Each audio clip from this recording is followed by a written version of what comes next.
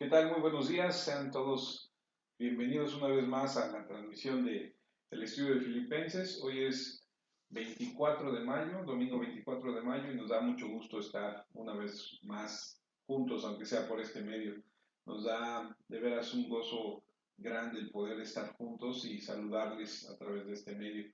Hoy cumplimos 29 semanas en el libro de Filipenses y vamos a continuar con lo que el Espíritu Santo a través del apóstol Pablo nos enseña en Filipenses versículos 4 al 8, donde Pablo hace referencia a las credenciales, a su trasfondo, a su educación que él tenía en el momento de llegar a Cristo y cómo es que todo eso no impresiona a Dios. Es un tema muy interesante, vamos a aprender bastantes cosas el día de hoy y vamos a continuar en el tema, si Dios permite, la próxima semana, pero bueno, pues poco a poco vamos a ir aprendiendo acerca de todo esto. Le pido que incline su rostro y que oremos. Señor, te damos gracias por un domingo más, por darnos la oportunidad de estar juntos. Pedimos, Señor, que tu presencia en nuestras vidas, en nuestros hogares, Señor, la podamos cada día más sentir y podamos ver, Señor, cómo tú, como siempre, Dios, tienes cuidado de nosotros. Muchas gracias por la bendición que nos das un día más, por la salud, por nuestros seres amados. Gracias porque en medio de todo lo que se vive el día de hoy, Señor, en el mundo, en nuestra ciudad, en nuestro estado, en nuestro país, podemos ver tu bendición, Señor, reposando sobre nuestras familias y como tú tienes cuidado de los que amas. Gracias, Señor, porque tu palabra nos enseña, nos fortalece, nos lleva, Señor, más cerca de ti y nos enseñas cómo vivir, Padre, como tú quieres. Gracias por los hermanos que escuchan, Señor. Gracias por las personas que escuchan esta enseñanza en la cual tú traes, Señor, vida a nuestra vida, Señor, y en la cual nos haces crecer y madurar. Pedimos que lo que aprendamos el día de hoy, Señor, lo podamos aplicar a nuestras vidas todos los días. A ti sea la gloria y la honra, Señor. Gracias por los gobiernos, Señor. Gracias por nuestro presidente de la República. Gracias por el gobernador y gracias por la presidencia municipal. Te pedimos por cada uno de ellos que les dé sabiduría, que te amen, que te busquen, que te teman, Señor, que siempre busquen honrarte en todo lo que ellos hacen y que entiendan, Señor, que eres tú quien pone, eres tú quien quita, eres tú, Señor, quien va a pedir cuentas de todo lo que ellos, Señor, hacen, están haciendo o harán. Ayúdales a entregar buenas cuentas, ayúdales, Señor, a llevar las cosas como tú quieres. Y en medio de esta pandemia mundial, Señor, ayúdanos a confiar, a creer, Señor, en ti, a estar, Señor, tranquilos, a depender de ti, Padre. En Cristo Jesús, Señor, gracias porque tú tienes cuidado de nosotros. Bendice a los hermanos, bendice sus trabajos, bendice a donde quiera que ellos se encuentren, a la familia, Señor. Gracias por la provisión, gracias por tu amor, gracias porque eres justo y fiel con cada uno de nosotros. Bendito seas tú, Señor.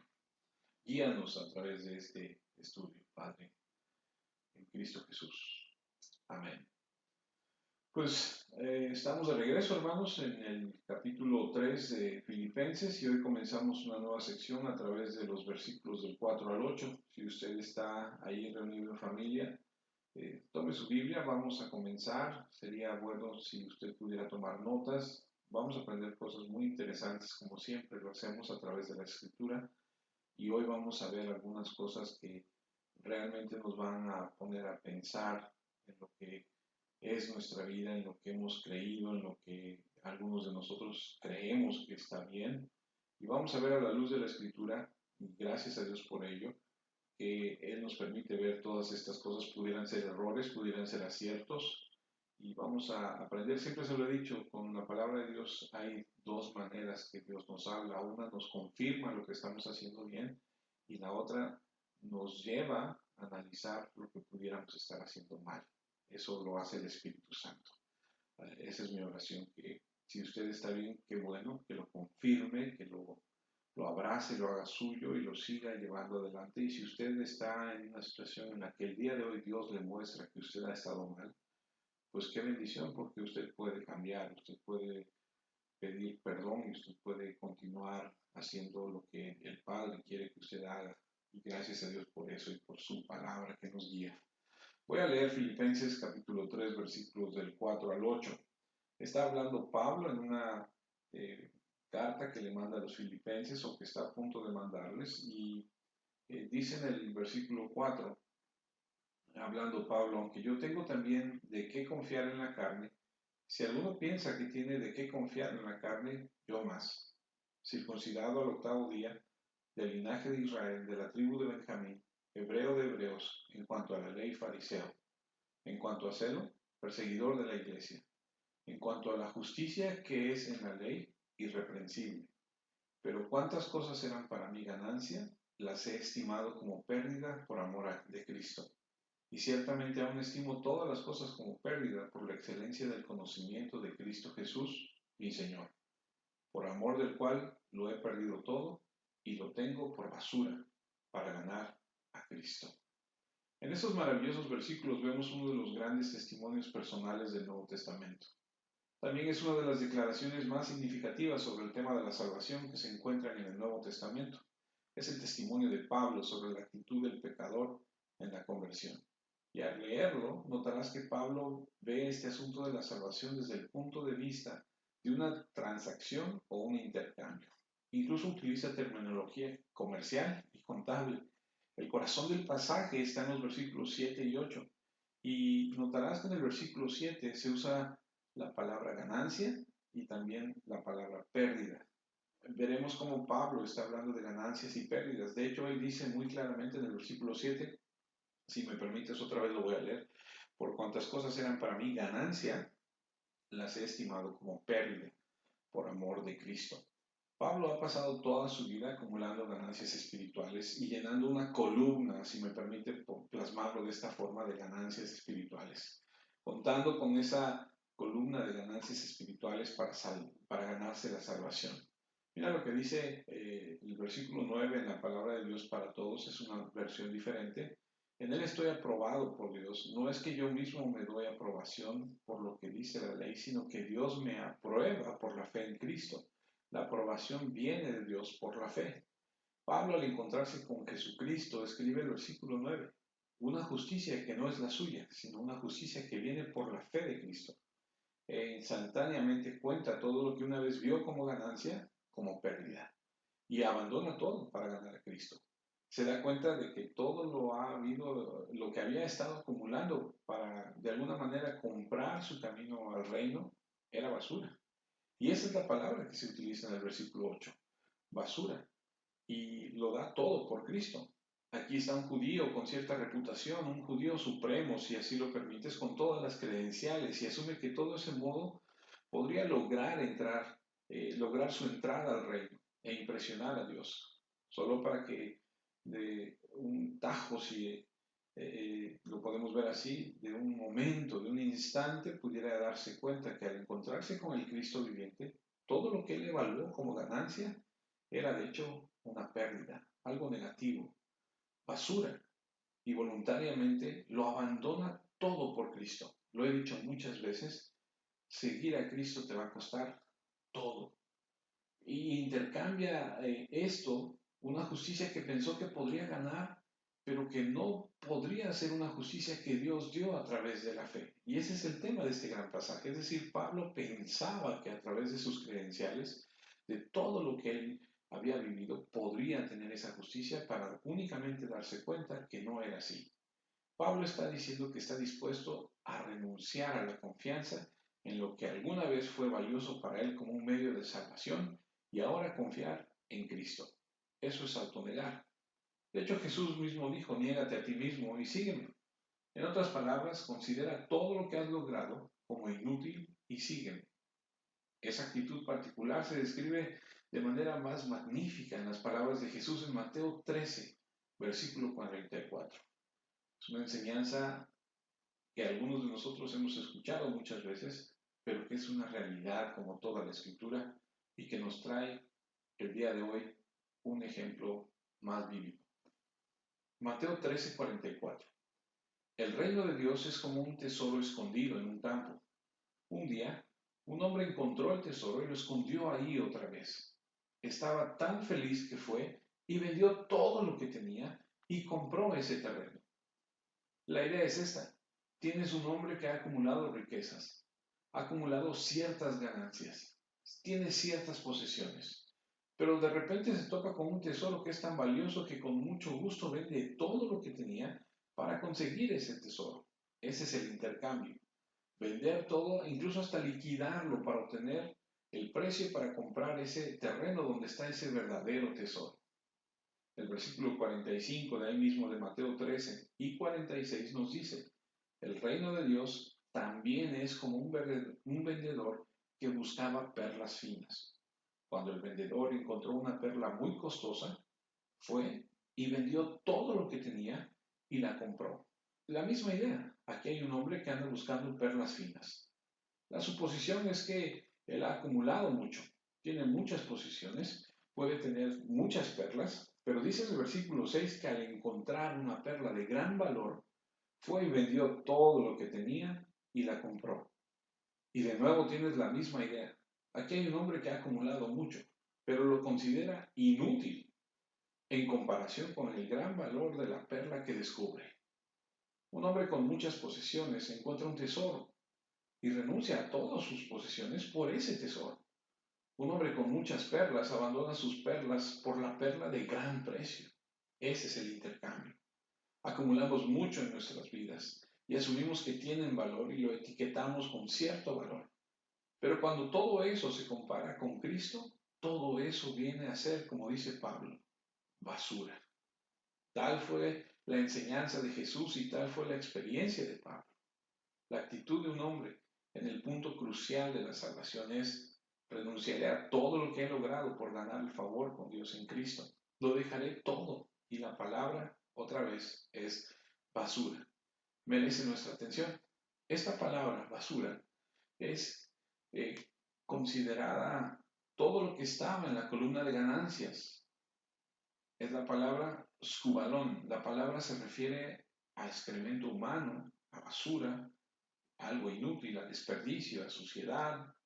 Y algunas Biblias incluso lo traducen como estiércol. Algunas lo traducen como basura y es una declaración muy fuerte cuando se considera lo que estaba en esa columna de ganancias en los versículos 5 y 6. Y hay algunas credenciales bastante fuertes y pesadas ahí. Me puedo imaginar esos libros donde llevan los que hacen las cuentas y llevan toda la administración, los egresos, ingresos, todo lo que has ganado y todo lo que va saliendo, ¿no? Todas las ganancias y todos los gastos.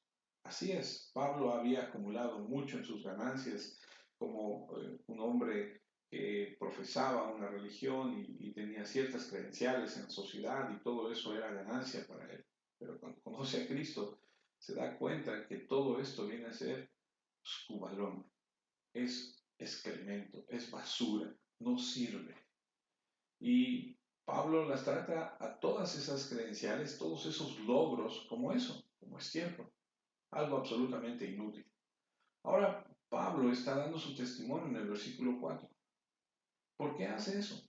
Bueno, es que al final del versículo 3 dijo que los verdaderos cristianos, y espero se acuerden, no confiaban en la carne. Los verdaderos cristianos no confían en nada de lo que hacen para ganar la salvación. Los verdaderos cristianos son aquellos que tienen la verdadera circuncisión, que es una circuncisión espiritual. Los que adoran en el Espíritu de Dios. Eso lo leímos en el versículo anterior, en el versículo 3. Su alegría, su gloria y su jactancia están ¿en quién? En Cristo Jesús. Y no confían en la carne, en absoluto. La carne no proporciona absolutamente nada, incluso cuando actúa de manera religiosa.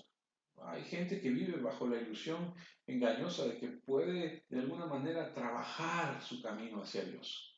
Eso es confianza en la carne. Y Pablo dice que los verdaderos cristianos no tienen nada de eso. Pablo no quiere nada de esa ilusión. Ahora, recuerde que los filipenses estaban siendo atacados por un grupo conocido como judaizantes. Eran personas judías y personas de la religión judía que creían que en Cristo hasta cierto punto, pero también creían que para ser salvo había que circuncidarse físicamente y cumplir con todas las leyes de Moisés. Entonces llegaban a la iglesia y decían algo así: ustedes creen en Cristo y piensan que eso es suficiente para la salvación. Están equivocados, deben ser circuncidados y deben cumplir con toda la ley mosaica. Y entonces estaban imponiendo a esos creyentes este doble énfasis, la circuncisión y la ley mosaica. Y entonces Pablo escribe y recordarán que en el versículo 2 de este capítulo 3 dice, cuidado con estas personas que son perros, son trabajadores malvados y son la falsa circuncisión. Cuídate de ellos, no dejes que te lleven a ese punto. Los verdaderos cristianos adoran en el Espíritu de Dios, se regocijan en Cristo y no confían en la carne, es decir, en la circuncisión o en las obras. Y Él quiere que quede claro esto. Y lo que está diciendo aquí es que los cristianos son el verdadero pueblo del pacto y estos judaizantes no lo son. Ahora, habiendo dicho eso en el versículo 3, anticipa la reacción. ¿Qué podría haber pasado o qué pudo haber pasado? Los cristianos van a decir a Pablo, Pablo ha dejado claro que no debemos confiar en la carne. Podrían contestar los cristianos a los judaizantes. Y los judaizantes podrían decir, bueno, eres cristiano, pero no entiendes el valor del judaísmo. No entiendes los privilegios que hay en el judaísmo porque tú eres un cristiano gentil. ¿Y qué sabe Pablo de esto? Pablo también es cristiano. Así que Pablo quiere resolver esto de una vez por todas. Entonces lo que hace es sacar sus credenciales judías. Y en efecto lo que está diciendo es, mira, puedo decirte que no confíes en la carne como alguien que tiene todas las razones para confiar en la carne. Y no puedes decir que soy cristiano, porque antes de ser cristiano, soy judío y judío de judíos. Conozco los privilegios y los beneficios del judaísmo, lo he experimentado todo. Te digo que esa experiencia es basura. No está menospreciando el judaísmo porque está celoso de algo que no tiene. No está menospreciando el judaísmo porque tiene envidia de lo que alguien más tiene. Él no está despreciando el judaísmo en el sentido de que no podría tenerlo. Así que los va a castigar con todo. Así que va a castigar a todos los que lo hacen. Perdón, de ningún modo él no sabe de lo que está hablando. Él dice lo que dice porque él ha estado ahí, ha mantenido, ha estado en ese terreno y dice, tengo credenciales religiosas judías impecables y puedo decirte que no confíes en la carne porque todo eso es basura, es un desperdicio, es inútil. Por cada ventaja que estos judíos pudieran reclamar, él podría reclamar lo mismo. Pablo dice, lo sé, y muy bien, de primera mano. ¿Y sabes qué? Todo es basura. Eso es lo que está diciendo. Permíteme leer, por favor, otra vez Filipenses capítulo 3, versículos 3 al 4. Porque nosotros somos la circuncisión, los que en espíritu servimos a Dios y nos gloriamos en Cristo Jesús, no teniendo confianza en la carne. Aunque yo tengo también de qué confiar en la carne, si alguno piensa que tiene en qué confiar en la carne, yo más. Es una forma enfática. No es que no sepa de lo que estoy hablando. Si hubiera confianza en la carne, podría tenerla. Y si alguien más tiene la intención de confiar en la carne, yo mucho más que nadie, literalmente a un mayor grado. Verá, él sabía lo que era ser judío en el sentido más elevado del término, y sin embargo lo abandonó todo por Cristo y lo consideraba todo inútil. Lo vendió todo para obtener el verdadero tesoro, la verdadera perla. Así que en los versículos del 4 al 7 él dice que fue pérdida. Y en los versículos del 8 al 11, que es ganancia en Cristo. Renuncié a todo esto y esto es lo que gané. Pero eso lo veremos la próxima semana. Los versículos del 8 al 11 y veremos qué fue lo que ganó en Cristo. Ahora solo nos vamos a enfocar en la pérdida. Ahora tenga esto en cuenta. No comenzó como una pérdida, todo estaba en la columna de ganancias. Fue todo beneficio, sus credenciales, sus logros, sus privilegios, sus derechos como judío. Pero cuando se encontró con Cristo y entendió el Evangelio y se dio cuenta de que era inútil, él renunció a todo eso. Espero que entiendas el punto. Él no dice que no tiene valor socialmente, él no está diciendo que no tenga ningún valor educativo, no está diciendo que no tenga ningún valor histórico. Está diciendo que no tiene valor para salvar, no puede salvarte, no puede redimirte. Si pudiera, podría presumir de ello. Y él dice lo tonto que es alardear de esos créditos o de esas credenciales religiosas. La mayoría de las personas en el mundo cree que alcanzarán la vida eterna al acumular créditos religiosos. La mayoría del mundo cree eso. Las únicas personas que no son los cristianos. El resto sí, están engañados. Y eso es particularmente cierto entre los judíos porque hay precedentes del Antiguo Testamento para su religión. Y por eso creen que si viven eso, están acumulando en la columna de ganancias los créditos que impresionarán a Dios y por los cuales Él les otorgará la salvación. Pero Pablo dice, no, eso es un desperdicio, eso es basura, ese estiércol, no tiene valor. Porque descubrí, dice, en mi encuentro con Cristo viviente, que la salvación es por gracia a través de la fe. No tiene nada que ver con lo que has recibido como herencia, no tiene nada que ver con el esfuerzo humano, no tiene nada que ver con los deberes religiosos, tiene que ver con Cristo. Entonces, aquí está la lista de cosas que alguna vez fueron consideradas ganancias y que ahora son consideradas pérdidas. Y son todas credenciales judías. Voy a leerte Filipenses capítulo 3, versículo 5. Circuncidado al octavo día, del linaje de Israel, de la tribu de Benjamín, hebreo de hebreos, en cuanto a la ley, fariseo. Vamos a ver 7 puntos de manera muy rápida que nos van a traer luz sobre lo que estamos estudiando. Si tienes en qué anotar, anota el primero. El número 1 es que la salvación no es por ritual. La salvación no es por ritual. Él dice que lo primero que fue beneficio para mí y llegué a contar como pérdida fue que fui circuncidado al octavo día. ¿Qué quiere decir con eso? Bueno, en esa operación física como una señal de su pueblo. Y dijo que debe hacerse al octavo día después del nacimiento de un niño varón. Ese fue un estricto rito judío. Lo puedes leer en Génesis 17, Génesis 21, Levítico 12, donde Dios instruye la circuncisión. Y Pablo dice, fui circuncidado en el octavo día. Pasé por el ritual básico del judaísmo, el rito y la ceremonia por los cuales eres iniciado en el pueblo del pacto. Y por cierto, usa ese primero porque la circuncisión era el gran problema de los judaizantes. Entonces él dice, no soy ismaelita. Ismael, como recordarán, no fue circuncidado hasta después de los 13 años. No soy un pagano que hace proselitismo al judaísmo y en la edad adulta está circuncidado. Soy un judío legítimo de nacimiento, circuncidado al octavo día, fiel al ritual al nacer, un verdadero judío de sangre, amamantado en las ceremonias de mi religión ancestral. Seguí ese requisito básico. Mis padres me hicieron circuncidar. Nací en la fe judía.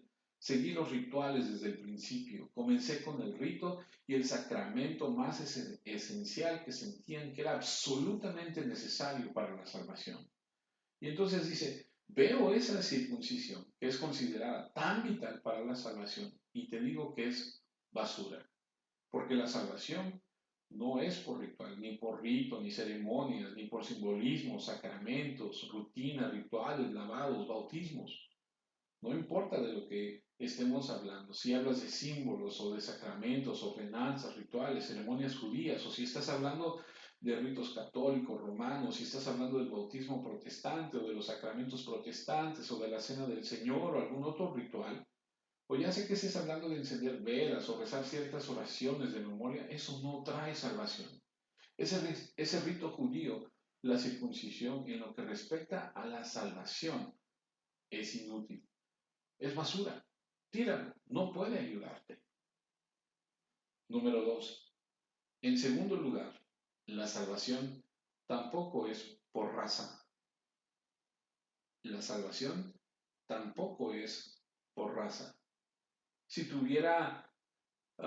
alguien tuviera derecho a jactarse, podría hacerlo, porque no fui circuncidado al octavo día, sino que también soy de la nación de Israel. Y la implicación aquí es que algunos de los judaizantes probablemente fueron gentiles convertidos más tarde, fueron circuncidados más tarde en la vida y no eran realmente de la nación de Israel, eran prosélitos. Pero Pablo dice, soy del pueblo de Israel. Y saben también, como yo, que el Antiguo Testamento está lleno de la enseñanza de que los hijos de Israel fueron el pueblo del pacto, fueron el pueblo escogido de Dios. Fue sobre ellos a quienes Él puso su amor. Vamos a Romanos. Romanos capítulo 9. Romanos capítulo 9, versículos 3 al 5. En Romanos capítulo 9, versículos 3 al 5, leemos lo siguiente. Espero que pueda ayudar a mis compatriotas que son mi propia raza. Incluso estaría dispuesto a recibir una maldición y correr el riesgo de ser separado de Cristo si eso sirviera para ayudarlos. Ellos son el pueblo de Israel, son los hijos que Dios eligió. Les mostró su gloria cuando recibieron los pactos que hizo con su pueblo. Dios les dio la ley, la adoración en el templo y sus promesas. Sus antepasados son los patriarcas. De ellos desciende físicamente el Mesías, quien es Dios sobre todos. Bendito para siempre, así sea. Pablo amaba de manera eh, apasionada a sus compatriotas. Y él dice, yo soy israelita, soy de la nación de Israel. Y nos muestra claramente que Dios los escogió. Hay una palabra en el libro del profeta Amós, capítulo 3, versículo 2. No es necesario que vayas allá, déjame leértela. Si quieres, anótala. Es el profeta Amós, capítulo 3, versículo 2, donde hay un destello de lo que Dios siente por el pueblo de Israel. Dice Amós 3:2, a vosotros solamente he conocido de todas las familias de la tierra, por tanto os castigaré por vuestras maldades. Aquí podemos ver cómo es que Dios tiene un énfasis especial, una atención especial por este pueblo judío. ¿Podrían todos los judaizantes reclamar tal herencia religiosa? ¿Poseen por la raza los derechos del pueblo elegido de Dios? Pablo lo hizo, entendió el significado de eso. Ahora déjame ayudarte con esto. Todos los judíos verdaderos vinieron de Abraham a través de Isaac y a través de Jacob, quien lucha con Dios y cuando lucha con un ángel, dice allá Génesis 32, su nombre es cambiado de Jacob hacia Israel. Y de ahí vienen los hijos de Israel. Ahora, ponga atención a esto porque puede haber muchos hijos de Abraham, pero no todos son israelitas, no todos son judíos. Abraham tuvo a Isaac e Isaac tuvo a Jacob, quien se convirtió en Israel. Ahora hay otras personas que pueden rastrear su herencia hasta Abraham, porque Abraham tuvo, como te dije, otro hijo llamado Ismael. Era un hijo ilegítimo nacido de su sirvienta Agar. Él engendró al pueblo árabe. Ahora hay algunas personas que pueden decir, yo soy un hijo de Abraham, pero soy ismaelita. Y ellos no son los hijos de Israel, son hijos de Abraham a través de Agar.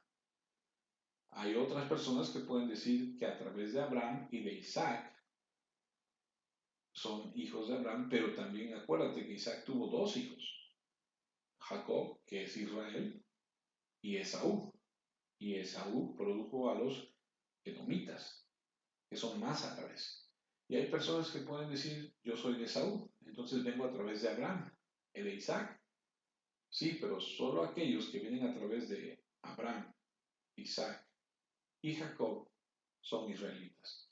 Entonces, Pablo dice, soy puro en términos de mi herencia judía, descendencia pura del pueblo elegido de Dios. Y esa es una credencial. Y les diré que los judíos creían que estaban circuncidados al octavo día y que si eran de una línea pura que salían de los lomos de Jacob, que pertenecían a las 12 tribus, eh, eran el pueblo elegido de Dios y que estaban salvos, redimidos, que eran herederos de la gloria eterna. Es decir, si eres judío, perteneces a estas tribus que salen de Jacob, que más adelante se convierte en Israel, si eres circuncidado, entonces eres salvo, redimido, heredero de la gloria eterna. Pero ninguna virtud religiosa se gana por nacimiento. Espero entiendas eso. Hay personas que quieren afirmar la salvación en el hogar. Y entonces, por ejemplo, la historia del carcelero en Filipenses, de que fue salvo y que toda su casa fueron salvos, y asumieron que cuando los padres se salvan, los hijos nacidos de esos padres están en una relación de pacto con Dios. Y es por eso que se involucran en el bautismo infantil, que es una forma de identidad del pacto. El bautismo infantil es como identificas a un niño como nacido en la identidad del pacto, la salvación del hogar en virtud de los padres, es decir, la familia religiosa eh, bautiza a un niño y entonces dicen ya está dentro de la fe de nosotros. Y muchas personas asumen que si tú naces dentro de una familia que profesa tal religión, entonces como tu fe está en esa religión, tú dices, bueno, ya todos somos salvos, pero la verdad es que no es así. La familia religiosa no te garantiza estar en Dios.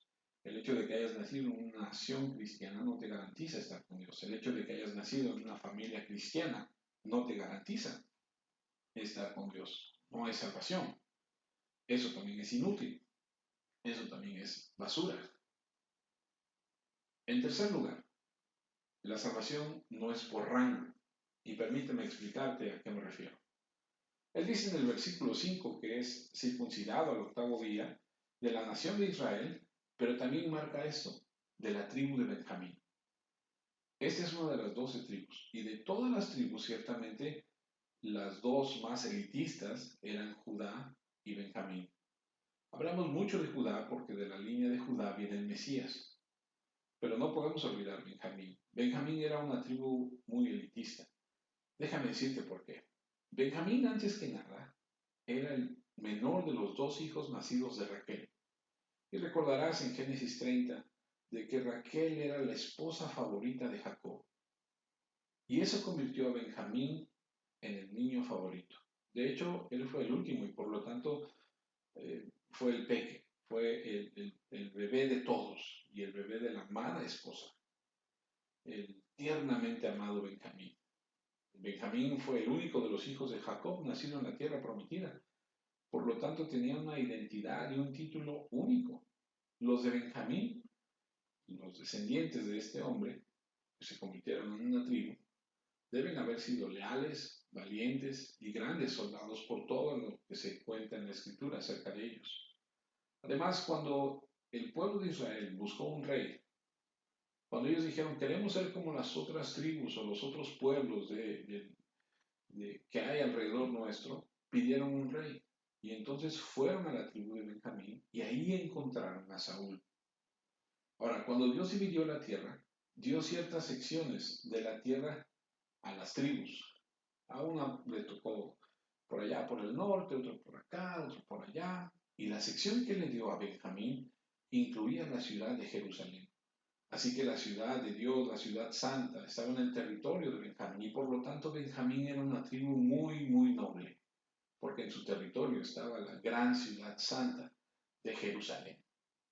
Allá en Primera de Reyes 12, que no es necesario que vayamos allá, después de que Salomón eh, el reino se divide porque hubo una revolución y se formó el reino del norte y el reino del sur. Benjamín se mantuvo fiel a la dinastía de David y se quedó con Judá en el sur. Benjamín y Judá formaron el reino legítimo del sur. El reino del norte se rebeló y finalmente fue llevado al cautiverio en el año 722 a.C. Así que Benjamín fue leal a David en el momento de la división del reino. Y un hombre muy famoso salió de la tribu de Benjamín, el hombre que Dios usó para evitar que toda la nación de Israel fuera masacrada. Ese hombre se llamaba Mardoqueo, y Mardoqueo fue usado por Dios en la historia de Esther para preservar al pueblo de Israel. Mardoqueo era de la tribu de Benjamín. Por lo tanto, Benjamín ha jugado un rol importante. Era un pueblo de noble, era un grupo noble por varias razones y estaban por encima de otras tribus. No era perfecto en ninguna manera y no quiero que me malinterpretes, porque puedes darte cuenta que en la escritura hay varios ejemplos. Uno de ellos pues, es un hombre llamado Simei, un hombre, permíteme decirlo de esta forma, eh, bastante tonto, que maldijo a David y le arrojaba piedras. Este hombre era benjaminita. Claro, se arrepintió más tarde porque ciertamente al rey no es a alguien a quien quisieras reclamar y mucho menos aventarle piedras cuando va pasando. Tal vez la peor de las actividades de las que cometieron los benjaminitas de este pueblo de Benjamín fue la violación en grupo de una mujer que terminó con esta víctima cortada en pedazos y enviada por correo a todas las demás tribus, una cosa bastante desagradable que terminó en realidad con la muerte de 25.100 benjaminitas debido a este incidente en la historia.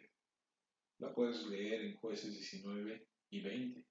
Entonces no toda la historia de Benjamín es digna de confiarse. Era un grupo noble, considerado una tribu de rango, lo que es interesante. Y cuando Pablo escribe a los filipenses, él sabe que la mayoría de los judíos no conocen su tribu.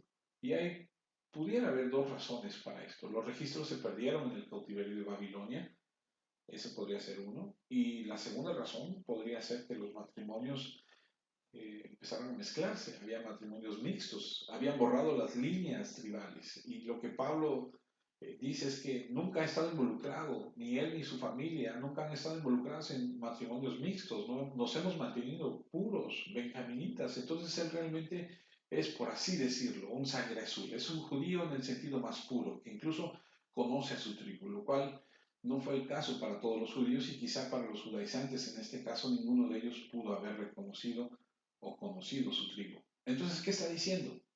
Lo que está diciendo es que vengo de una tribu de rango, vengo de personas de alto rango, vengo de una clase privilegiada, pero eso no significa nada. Eso no es adecuado para salvarme del pecado, eso no es adecuado para hacerme justo con Dios, eso no tiene valor en ese sentido. La más alta aristocracia en Israel no podría ser un hijo de Dios y eso es obvio incluso para nosotros hoy en día. Mucha gente podría decir muchas cosas, mi familia es esto, mi familia es aquello, yo vengo de los Montero, de los Casablanca, qué sé yo, el apellido que tú quieras. Eso, delante de Dios, no tiene ningún valor. Ninguna noble herencia religiosa puede proporcionar el estar bien con Dios.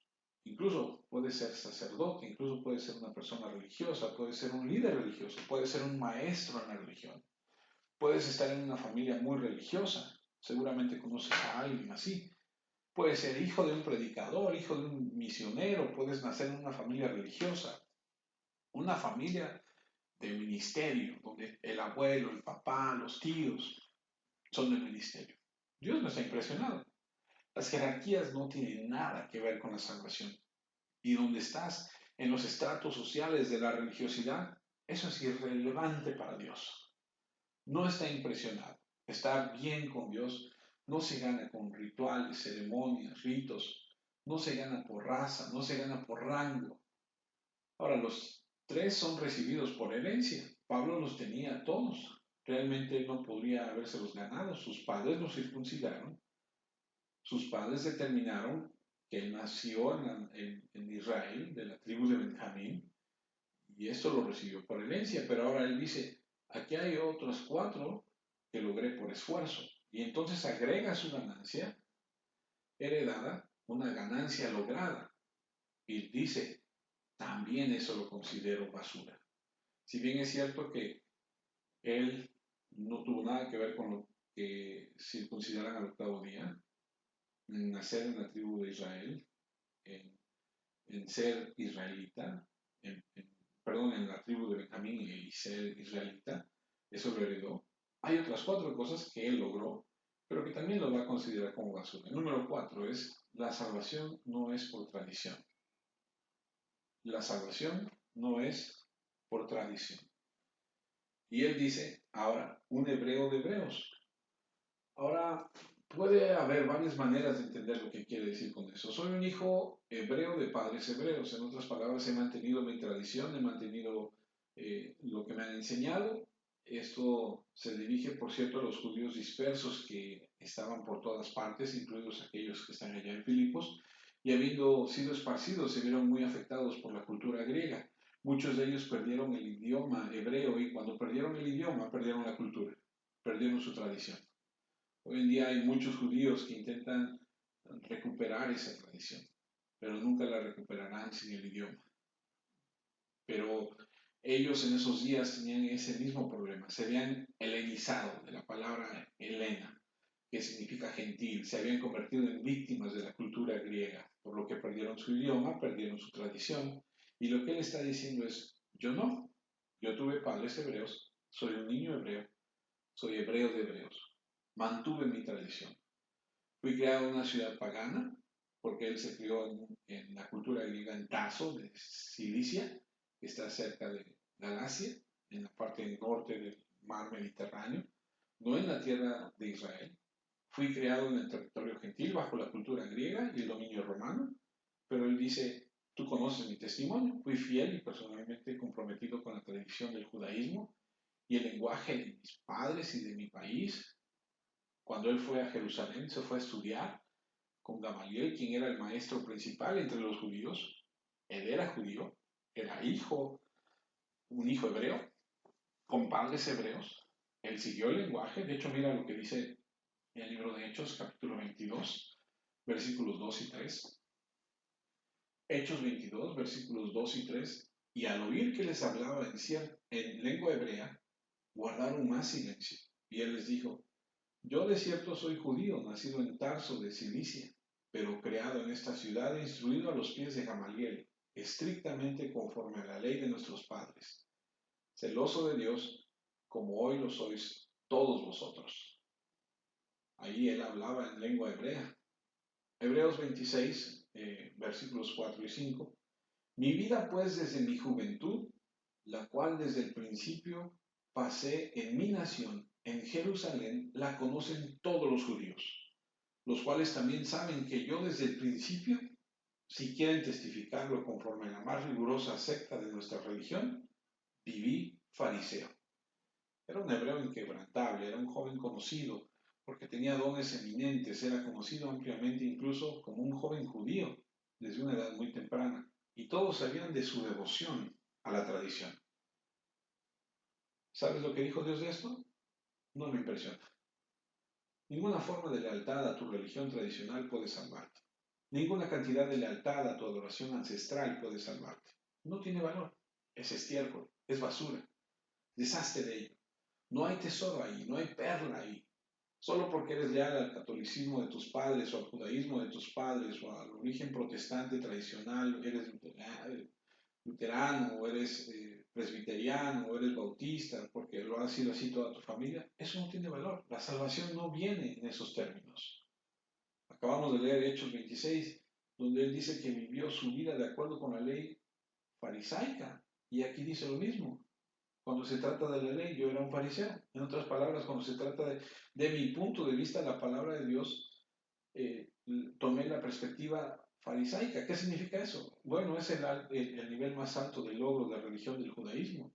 No puedes llegar más alto que ser un fariseo. El fariseo era eh, el radical fundamentalista religioso. Ese era el fariseo. Alguien que interpretaba la palabra de Dios específicamente, directamente a la vida. ¿Sabes de dónde vinieron? Salieron del periodo intertestamental, entre el final del Nuevo y el comienzo del Nuevo Testamento. Ahí hubo un silencio de 400 años. No se escribió nada. Y durante ese tiempo los judíos comenzaron a derivar hacia el liberalismo, comenzaron a cuestionar la autoridad de las escrituras, comenzaron a comprometer sus principios. Y en ese momento llegó un grupo llamado fariseos, que significaba separatistas, y estaban afirmando que debía haber una conexión a la escritura, que no podía haber desviación, por lo que sentían que tenían que guardar, estudiar, interpretar, proclamar, aplicar la escritura, y tenían que castigar a las personas que no lo aplicaban. Esos eran los fariseos. Y comenzaron con una causa noble, comenzaron con hombres nobles, y obviamente durante un periodo de tiempo estuvieron bien, y después degeneraron, y el punto de esa degeneración fue cuando llegaron a creer que su estricto cumplimiento de la ley era lo que los salvaba. Ese fue su defecto fatal. Era un grupo muy elitista durante el tiempo de Cristo. La mejor estimación es que no había más de 6.000 de ellos, debido a que era un estilo de vida legalista, estricto y exigente, que muy pocas personas deseaban vivir de acuerdo a ese estándar. Y Pablo dice, mi punto de vista de la ley, un fariseo, lo que significa que conoce la ley, puede interpretar la ley, ha guardado la ley y ha vivido según su interpretación más estricta.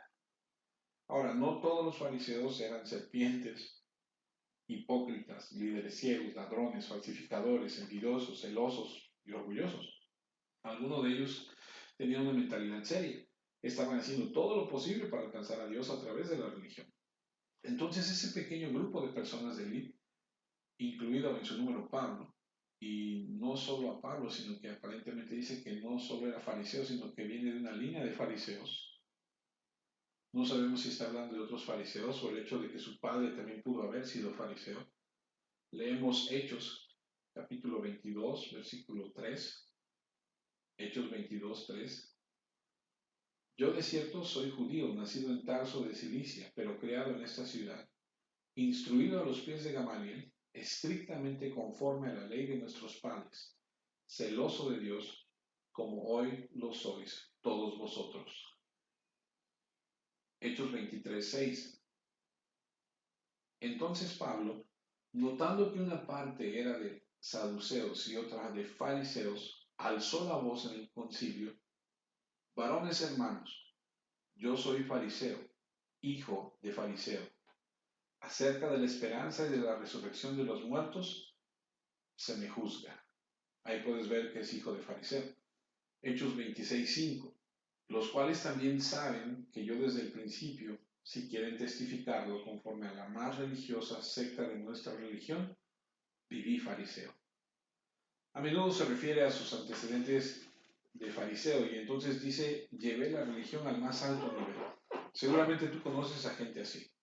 Gente muy religiosa, los ves por todo el mundo, vestidos de túnicas, haciendo sus actividades religiosas, muchos de ellos funcionando como sacerdotes, sacrificándose, asumiendo cargas insoportables, viviendo en la pobreza, en la soledad, y muchos de ellos sufren dolor y privaciones, funcionando para cumplir un patrón religioso que creen que agradarán a Dios, pero Dios no está impresionado.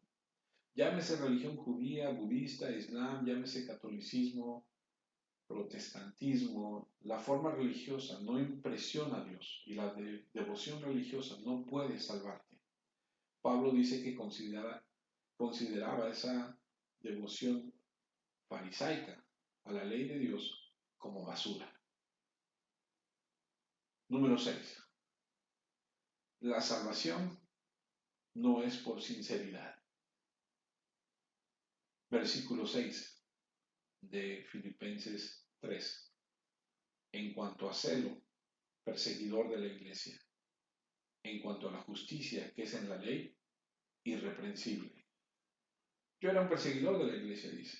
Ahora podrías preguntarte, ¿qué tan celoso era Pablo? Tan celoso que mató a los cristianos. Eso es ser muy celoso. Que por cierto, para el judío el celo era la más alta virtud de religión. El celo y el amor son las dos caras de una moneda. ¿Qué quiero decir con esto? El celo dice, amo tanto a Dios que odio lo que lo ofende. Eso es celo. Pablo amaba a Dios, amaba la ley de Dios, amaba la comunidad de Dios, es el pueblo judío, amaba todo lo que Dios había revelado hasta el punto que odiaba todo lo que creía que ofendía a Dios y creía que los cristianos ofendían a Dios. Ahora, ¿por qué mató a los cristianos? ¿Por qué los encerró? ¿Por qué los persiguió? Por celo. Amaba tanto al judaísmo que odiaba todo lo que lo amenazaba y el cristianismo lo amenazaba. Entonces él persiguió a los cristianos. ¿Hasta qué punto? Bueno, puedes leer el libro de los Hechos. Él los persiguió. ¿Crees que tiene celo? Dice, fui tras ellos para matarlos. De hecho, por eso Pablo dice que él es el menor de los apóstoles. ¿Por qué se autodomina él el menor de los apóstoles? Bueno, debido a que persiguió a la iglesia. Ni siquiera soy digno de ser nombrado apóstol. Primera de Corintios 15:9 leemos, porque soy el más pequeño de los apóstoles, que no soy digno de ser llamado apóstol porque perseguí a la iglesia de Dios. ¿Por qué lo hizo Pablo? Celo por Dios. Amaba tanto el judaísmo que odiaba el cristianismo porque lo amenazaba. Eso es celo. ¿Sabes qué? Era sincero, ¿no? Muchas veces escucho a la gente decir, bueno, en realidad no importa de qué religión sea, siempre y cuando sea sincero. Pero eso es como decir, no importa que bebas veneno, siempre y cuando seas sincero, estarás bien. El mundo está lleno de personas sinceras en su religión. Hacen un gran esfuerzo, un sacrificio personal. Pagan un alto costo, pagan el precio, queriendo agradar a Dios. Son muy sinceros, van a la iglesia, algunas personas van todos los días. Muchos católicos van todos los días a la iglesia. Las personas en las religiones rezan ciertas oraciones todos los días. Los protestantes van a la iglesia todos los días, todas las semanas, cumpliendo una función, muy sinceros en su corazón, queriendo hacer lo correcto, pero ¿sabes qué? Dios no está impresionado. La salvación no es por un ritual, la salvación no es por raza, la salvación no es por rango, la salvación no es manteniendo una tradición, la salvación no viene a través de la religión, la salvación no viene por la sinceridad. Puedes tener mucho celo y estar absolutamente equivocado. Y Pablo dice, pensé que era correcto. Ahora lo considero basura cuando conocí a Cristo. Por último, número 7. La salvación no es por la justicia de la ley. Versículo 6. En cuanto a celo, perseguidor de la iglesia, en cuanto a la justicia que es en la ley, irreprensible. ¿Cuál fue mi enfoque? Dice Pablo. ¿Fui hallado sin culpa? ¿Qué significa eso? La idea de que aquellos que vieron su vida no pudieron encontrar nada que pudiera sostenerse contra él como una transgresión. Exteriormente el hombre vivía en acuerdo con la ley. Ahora no está diciendo que estaba sin pecado. Él no aboga por la perfección sin pecado. Él no dice antes de ser salvo era perfecto sin pecado. De lo contrario no habría necesitado ser salvo. Y por cierto dice, estaba luchando contra el pecado por dentro y cuando me encontré con la ley de Dios el pecado estaba vivo en mí y yo muerto. Estaba en una batalla contra el pecado. Es decir, él nunca niega el pecado en él. Eso sería una negación de la teología judía, una negación de su testimonio personal cuando lees Romanos 7, donde dice que como no creyente estaba luchando contra el pecado que había en él. Si pudiera ser salvo por obras, él se habría salvado, ¿cierto? Él tiene una gran lista impresionante en la columna de ganancias llena. Y él dice, mira, estaba llena la columna de ganancias con todas esas cosas que me valieron la salvación o que yo creía que me valía para la salvación hasta que conocí a Cristo y descubrí que la justicia propia no era adecuada. Pero había la justicia de Cristo por la gracia que me fue dada, por la fe recibida, y esa fue la perla de gran precio, y ese fue el verdadero tesoro. Así que conté todas estas cosas como estiércol y vine a Cristo. Pablo cuando dice que es irreprensible, y la gente podría verlo y decir, pues sí, aparentemente por fuera este hombre es una santidad, pero él reconoce que no. El versículo 7 dice, pero cuantas cosas eran para mí ganancia, las he estimado como pérdida por amor de Cristo. ¿Por qué? ¿Por qué estima estas ganancias como pérdidas por amor de Cristo?